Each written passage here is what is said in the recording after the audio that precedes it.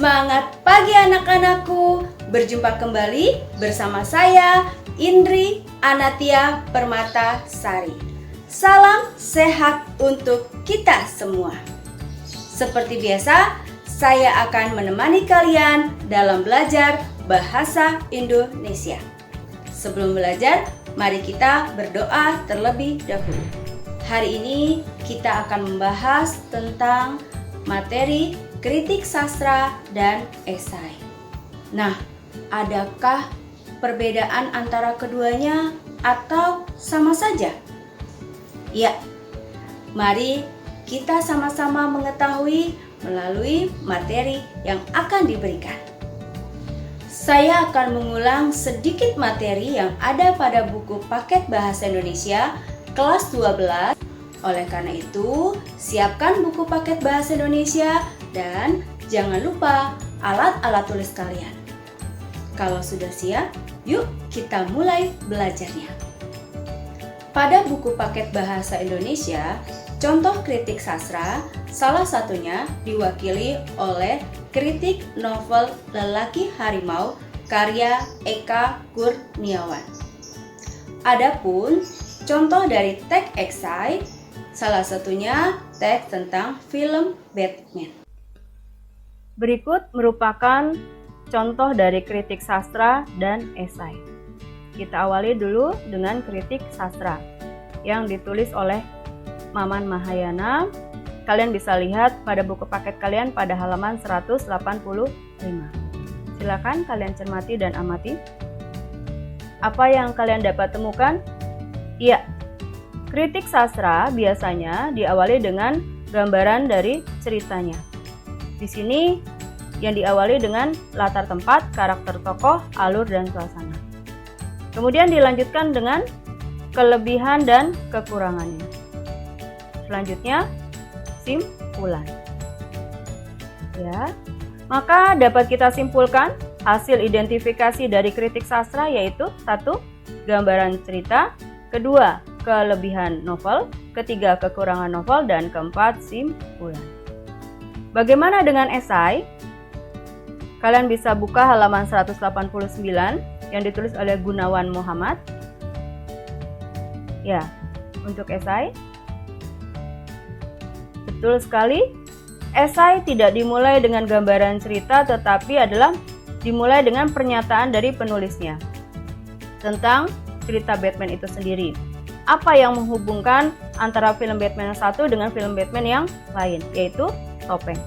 Kemudian dilanjutkan ya, alasan atau argumen dari penulisnya tentang topeng itu yang merupakan simbol atau perumpamaan. Dan terakhir, menegaskan ulang bahwa topeng merupakan simbol yang memiliki makna atau pesan penting yang ingin disampaikan pada film tersebut. Di sini adalah film Batman. Maka kita dapat simpulkan bahwa hasil identifikasi esai Batman ini adalah 1. Pernyataan pendapat, 2. Argumen, dan 3. Penegasan ulang. Berdasarkan antara kritik sastra dengan esai, kita dapat simpulkan bahwa hasil perbandingannya, kritik sastra merupakan teks yang ditujukan untuk menanggapi sebuah karya sastra, sedangkan esai merupakan teks yang berupa opini pribadi. Keduanya memiliki kesamaan yaitu 1. Keduanya merupakan teks yang ditulis berdasarkan pendapat dan sudut pandang pribadi. Keduanya juga dapat memperkaya dan memperluas wawasan pembacanya sekaligus berpikir kritis. 3. Keduanya juga harus melakukan analisis dan penilaian secara objektif terlebih dahulu agar dapat dipercaya. Maka, kita secara garis besarnya dapat kita simpulkan bahwa kritik sastra, pengertiannya, kritik sastra adalah usaha memberikan tanggapan, pertimbangan, penilaian suatu karya dengan memperlihatkan keunggulan dan kelemahan dari suatu karya sastra tersebut. Kemudian ciri-ciri dari kritik sastra adalah 1. Ditujukan untuk menanggapi atau mengomentari karya sastra. 2. Mengungkapkan kelebihan dan kekurangan dalam karya sastra. 3. Terdapat isi atau sinopsis dari karya sastra tersebut. Keempat, disertai dengan kajian teori untuk menguatkan analisis atau penilaian. Kelima, dilengkapi dengan saran. Keenam, menjadi sarana apresiasi. Dan ketujuh, fokus terhadap penilaian. Nah, kemudian esai, pengertian dari esai adalah esai adalah teks dalam bentuk prosa yang membahas suatu masalah secara sepintas dari sudut pandang pribadi penulisnya. Ciri-cirinya: 1. Ditulis secara naratif dalam bentuk prosa. Kedua, tulisan tidak terlalu panjang sehingga dapat dinikmati pembaca dengan lebih santai. Ketiga, tiap penulis esai memiliki gaya kepenulisan yang khas.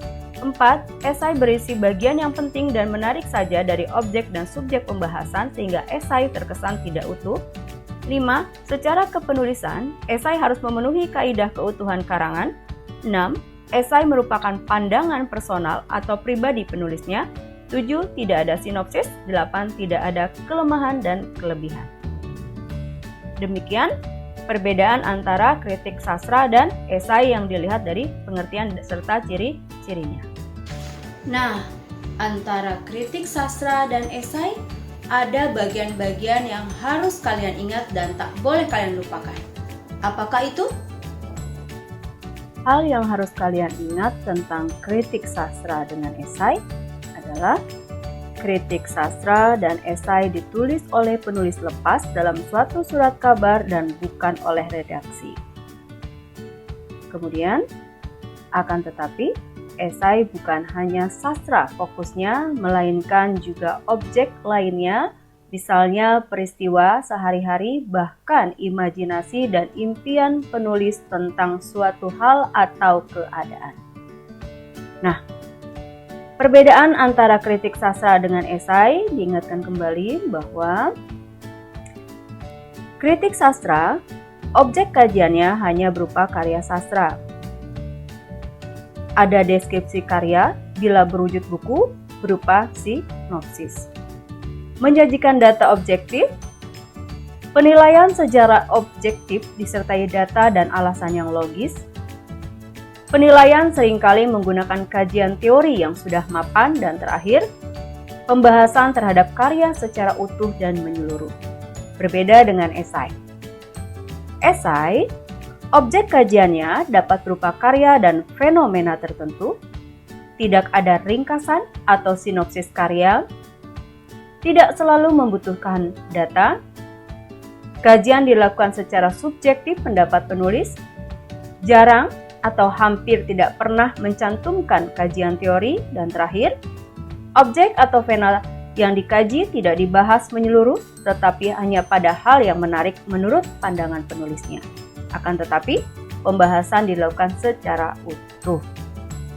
Bagaimana dengan struktur kritik sastra dengan struktur esai? Masih ingat? Ya, struktur kritik sastra ada 4. Yang pertama, identitas karya, kemudian sinopsis, kemudian kelebihan dan kekurangan novel, terakhir deskripsi manfaat. Sedangkan esai ada 3. Yang pertama, pernyataan pendapat, kedua, argumen, dan terakhir penegasan ulang. Nah, kaidah kebahasaan kritik sastra dengan esai ada 9. Di antaranya 1. Menggunakan kata-kata yang menunjukkan kausalitas. Kedua, menggunakan pernyataan persuasif. Ketiga, menggunakan pernyataan yang menyatakan fakta. Keempat, menggunakan pernyataan yang bersifat menilai atau mengomentari. Kelima, menggunakan kata-kata perujukan. Keenam, menggunakan istilah teknis yang berkaitan dengan topik. Ketujuh, menggunakan kata-kata yang bersifat mendefinisikan. Kedelapan, menggunakan kata kerja mental. Dan terakhir 9, gaya bahasa yang memiliki ciri khusus penulisnya. Bagaimana? Kalian sudah menemukan perbedaan antara kritik sastra dengan esai? Pasti kalian sudah menemukannya. Kalau sudah, berarti kalian dapat menyusun keduanya. Sebelum menyusun, silakan kalian camkan prinsip-prinsip dalam menyusun kritik sastra dan menyusun esai. Cara menyusun kritik sastra. Prinsip-prinsip dalam menyusun kritik sastra diantaranya 1. Penulis kritik harus benar-benar membaca atau mengamati karya yang akan dikritiknya. Kedua, kritikus harus membekali diri dengan pengetahuan tentang karya yang akan dikritisinya. Ketiga, kritikus harus mengumpulkan data-data penunjang dan alasan logis untuk mendukung penilaian yang diberikannya. Keempat, kritik yang disampaikan tidak hanya mengungkapkan kelemahan, tetapi harus seimbang dengan kelebihannya. Dan terakhir, kelima, jika diperlukan, kritikus menggunakan kajian teori yang relevan untuk mendukung penilaiannya. Demikian prinsip-prinsip dalam menyusun kritik sastra. Berikutnya, menyusun esai. Prinsip-prinsipnya adalah sebagai berikut. 1. Membahas objek atau fenomena dari sudut pandang yang menarik penulisnya. 2. Membutuhkan kejelian penulis yang sering diabaikan oleh orang lain. Dan terakhir, ketiga, kemampuan bahasa penulis sangat penting agar esai disajikan menarik. Demikian prinsip-prinsip dalam menyusun esai. Bagaimana? Kalian sudah paham bukan? Pastinya kalian sudah paham, karena kalian adalah siswa yang hebat dan cerdas. Selamat berlatih menyusun kritik sastra dan esai. Di mana ada kemauan, di sana ada jalan. Demikian pembelajaran kita hari ini. Sampai berjumpa pada materi selanjutnya. Tetap semangat dan tingkatkan terus kreativitas kalian.